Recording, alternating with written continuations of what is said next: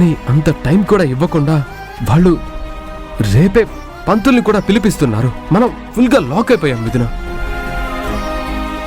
నన్ను సేవ్ చేద్దామనే ఉద్దేశంతో నువ్వు ఊబిలోకి వెళ్ళిపోతున్నావు. ప్రణవితో పెళ్లి వరకు వచ్చినా, నువ్వు దూరం అయ్యే పరిస్థితి వచ్చినా నేను తట్టుకోలేను మిథున, తట్టుకోలేను. భయపడకండి.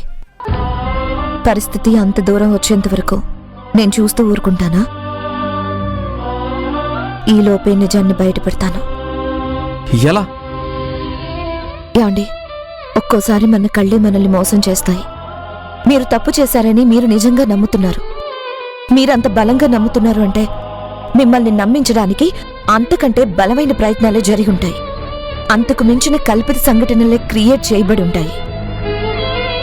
ఈ తతంగం ఎంత తెలివిగా పూర్తి చేసినా ఇదంతా ఒక కుట్ర అని నిరూపించే ఆధారాలు మనకి దొరికే అవకాశం లేకుండా పోదు. ఇదంతా హిల్ స్టేషన్లో ఉన్న హోటల్లో జరిగింది కాబట్టి అక్కడికే వెళ్ళి ఎంక్వైరీ చేయగలిగితే సీసీటీవీ ఫుటేజ్ ద్వారానో అక్కడ పనిచేసే వాళ్ల ద్వారానో మనకు కావాల్సిన ఇన్ఫర్మేషన్ దొరుకుతుందండి. అంతకంటే ముందు మీరు చేయాల్సింది ఇంకొకటి ఉందండి.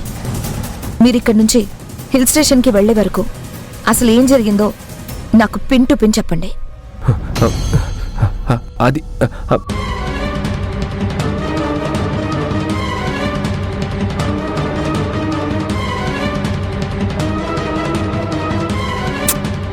పెట్రోల్ అయిపోయింది.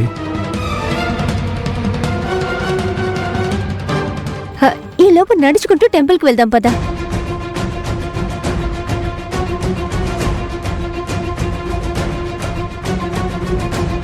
నా కోసం